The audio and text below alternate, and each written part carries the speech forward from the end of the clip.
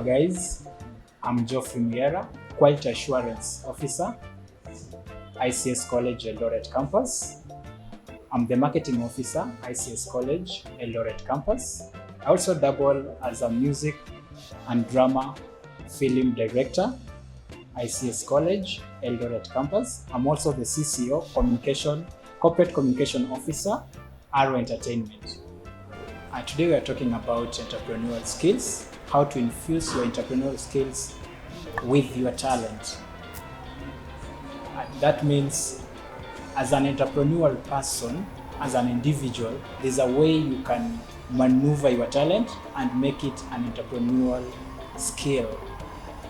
As a talented person, you have to identify which talent are you best at. After identifying your talent, you now infuse it into entrepreneurial skills.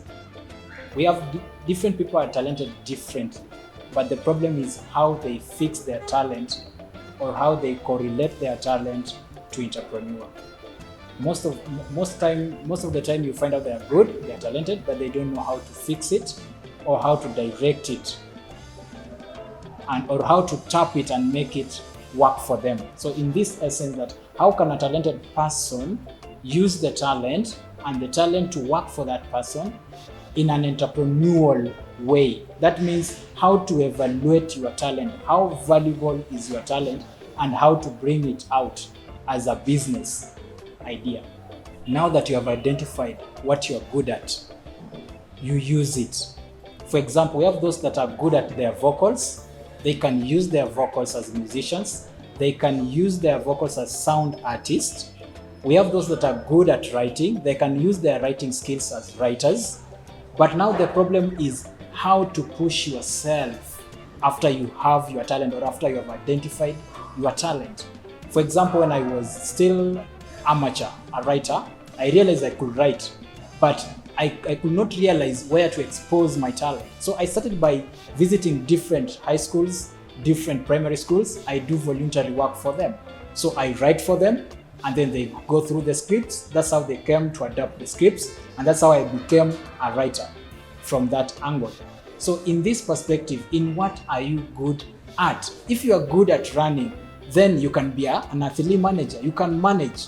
You just have to identify what you are good at. So what you are good at, you become either the managerial level of it, or you become the training person of it, or you become the person now who does it. At this stage, you have identified your talent. Then you move to a second stage of exposing your talent. And how do you expose your talent? Remember, at this stage, you are still an amateur, so no one believes in you. So you have to marshal around people and understand that you have a talent. You start with a CSR activity. This is corporate social responsibility activity.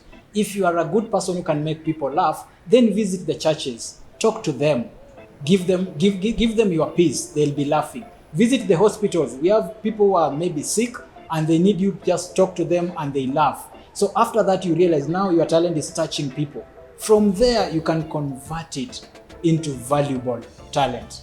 Most of people have talents, but they don't know where to expose it. So first, find out where to expose. Two, do a research about it. Now, if I'm like this, who else is like this? Because we have people with different talents and others also do share talents. So in this case, how am I unique from the other person who does the same thing I do?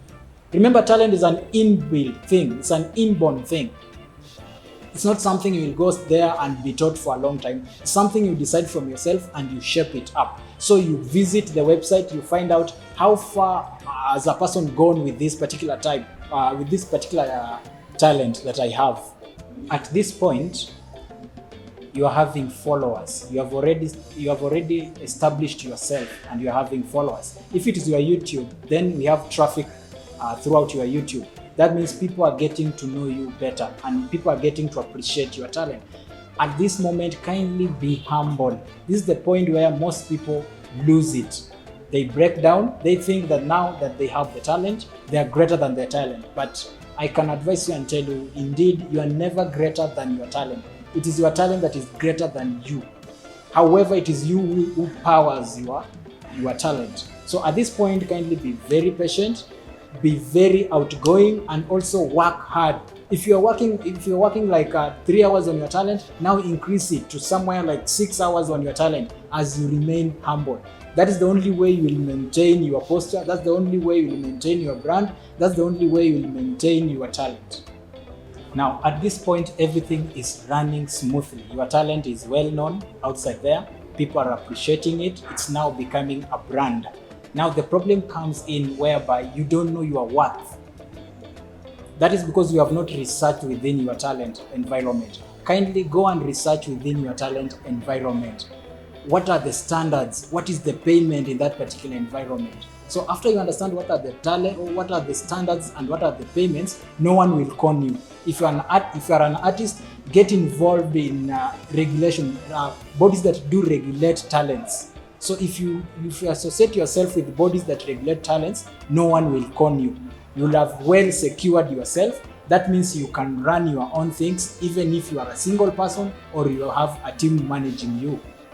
After sealing all the areas and you realize everything is now okay from your side, also you need to understand one thing, that you don't have to remain the same person all through. Talent has to be dynamic because the audience keeps on changing. So if you don't change according to the audience, then you'll be a static talent whereby your generation is wiped out and you can't entertain anyone, or you can't reach out to anyone, or people think you are the most obvious one.